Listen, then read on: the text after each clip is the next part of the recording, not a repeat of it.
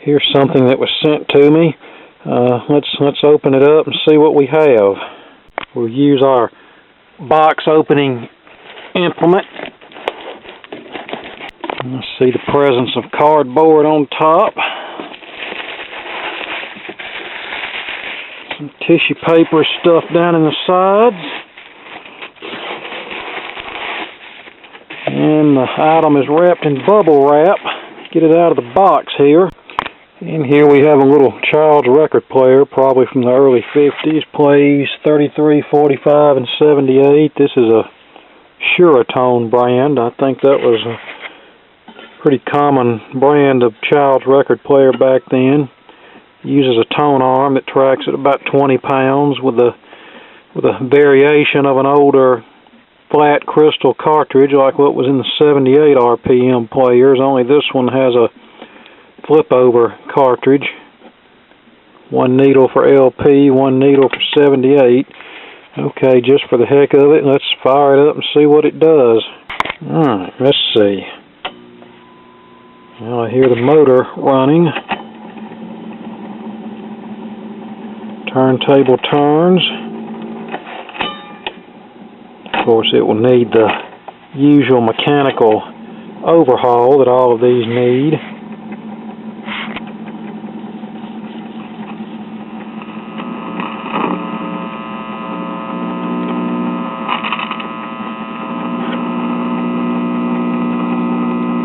Sounds like the amp is producing some action. The cartridge is producing no action. No surprise there.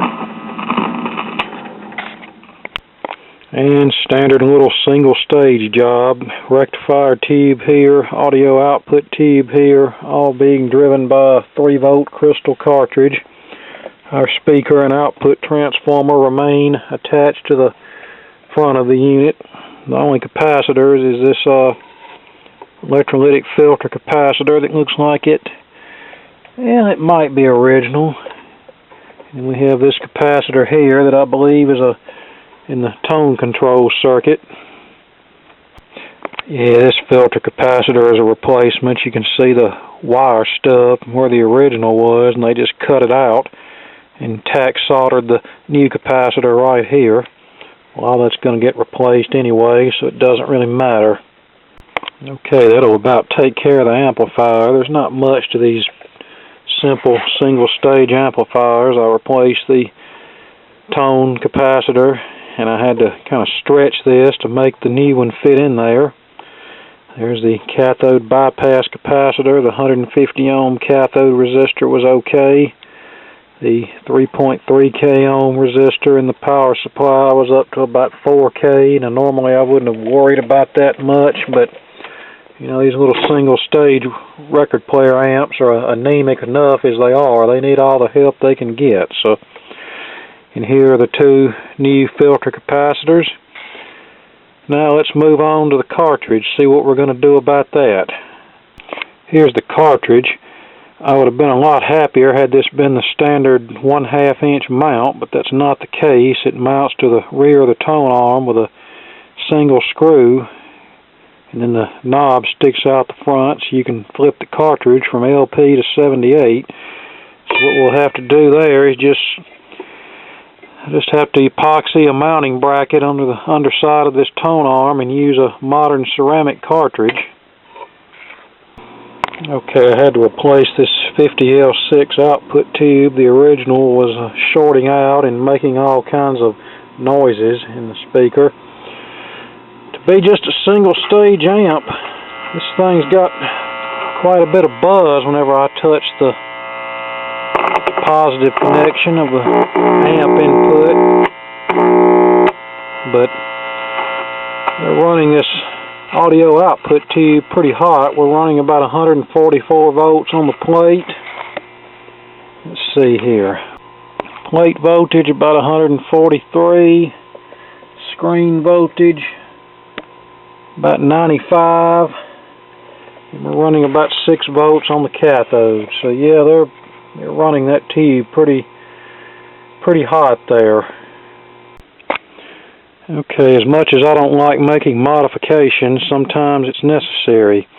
Here's the original Tonearm, and as you can see, it does not have the conventional 1/4-inch mounting arrangement. Well, the Voice of Music website offers this universal cartridge replacement kit that comes with a couple of different mounting brackets. One of them is a tall mounting bracket, and the second one is just a standard mounting clip that's most common.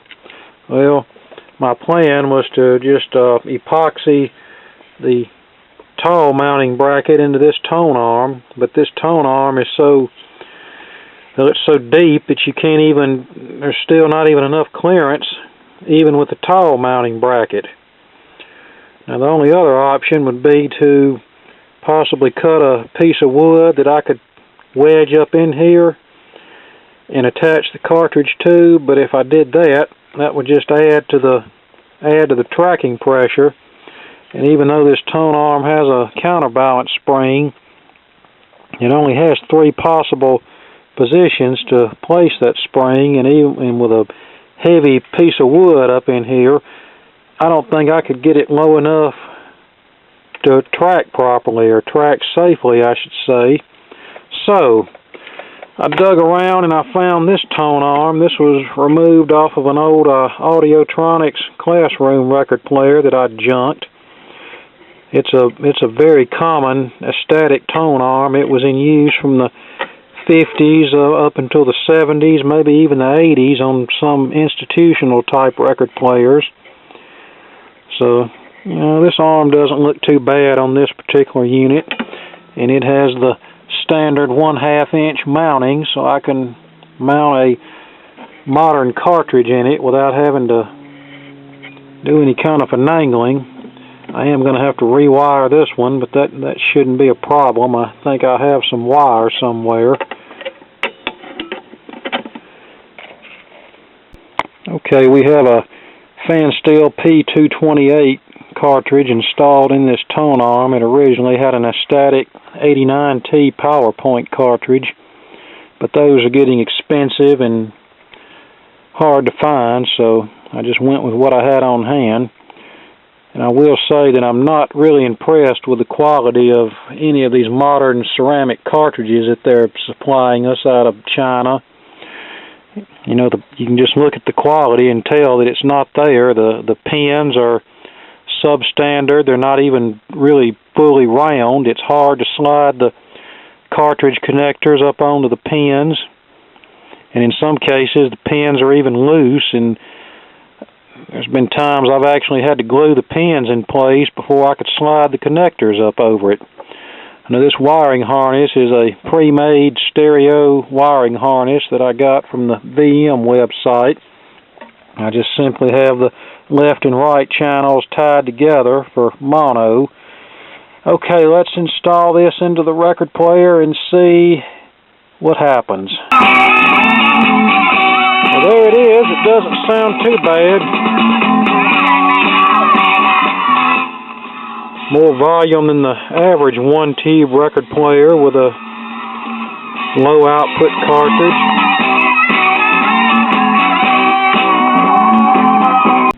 Okay, I've taken the motor apart, re-lubed it, cleaned it up like I usually do.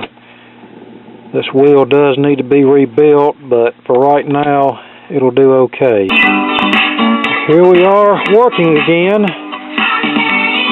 Okay, well that's about all I've got for now for this one. Another one saved. Yeah, I can't find my 45 RPM adapter, so I just have it centered on the turntable as best I can. And he got aboard his train, and 7 times he hurried back to kiss in love again and tell her, Tootsie, goodbye. Tootsie, don't cry. The roses, she said she'd wait for me.